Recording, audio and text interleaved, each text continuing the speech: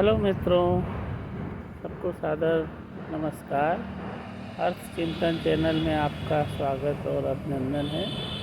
मित्रों, जब हम लोग स्कूल में पढ़ते थे तब मार्केट से पुस्तक खरीद कर लाते थे तो उसे अच्छा कवर लगा कर के सुरक्षित रखते थे और साल भर उस पुस्तक का अध्ययन करने के पश्चात उसे रिज़ल्ट आने के बाद 75% कीमत पर बेच देते थे। जो छात्र हमारी पुस्तकें खरीदते थे वे भी साल भर उस पुस्तक का अध्ययन करने के पश्चात परीक्षा परिणाम आने के बाद उसे 50% कीमत पर बेच देता था और फिर वह छात्र साल भर पढ़ने के बाद उस पुस्तक को रद्दी में बेचता था।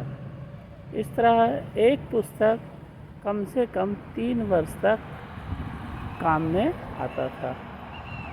आज सरकार के द्वारा पहली से लेकर 10वीं तक के बच्चों को निःशुल्क पुस्तकें प्रदान की जाती हैं, लेकिन खेद का विषय है कि वो वर्ष भर भी नहीं चल पाता है।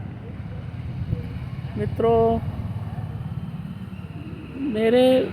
जब मैं प्राचार्य के पद पर कार्यरत था तो कुछ विषय शिक्षकों के द्वारा यह शिकायत की जाती थी कि छात्र सभी विषय के पुस्तक और नोटबुक लेकर के स्कूल नहीं आते हैं, जिससे शिक्षण में परेशानी होती है।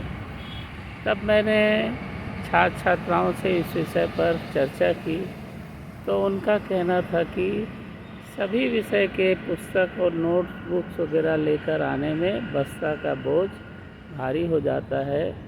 हमें 4-5 किलोमीटर दूर से आना पड़ता है। तब मित्रों, मैंने एक प्रयोग किया।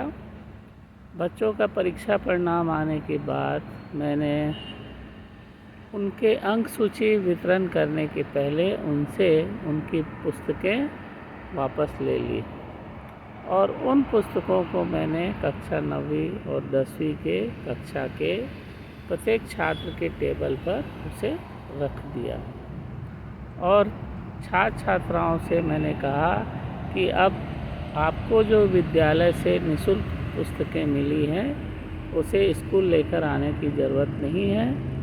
आप इसे घर पर अध्ययन करें और सभी विषय के नोटबुक्स आपको अवश्य लेकर आना है। मेरे इस प्रयोग से शिक्षकों के शिक्षण कार्य में बड़ी सुविधा हुई और यह बड़ा सफल रहा।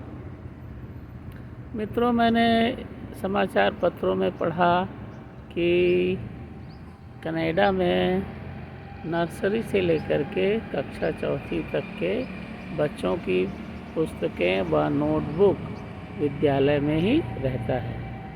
बच्चे सिर्फ बस्ता में टिफ़िन और पानी का बोतल लेकर के जाते हैं। वहाँ के शिक्षा शास्त्रियों का यह कथन है कि बच्चे का बचपना को नहीं छीनना चाहिए। बच्चे को घर पर पूरी आज़ादी होनी चाहिए खेलने के लिए। इससे उनका शारीरिक और मानसिक विकास अच्छा होता है।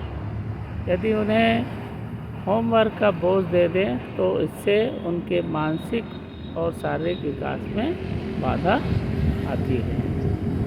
मित्रों, कनाडा के शिक्षा शास्त्रियों का जो कथन है, जो उनका मंतव्य है, क्या इसे भारत में भी लागू किया जाना चाहिए? मित्रों, मेरे प्रयोग और शिक्षा शास्त्री के कथन और छात्रों के बस्ते के बोझ को कम करने के संबंध में आपका क्या विचार है? कमेंट्स बॉक्स में बताने का कष्ट करें। धन्यवाद।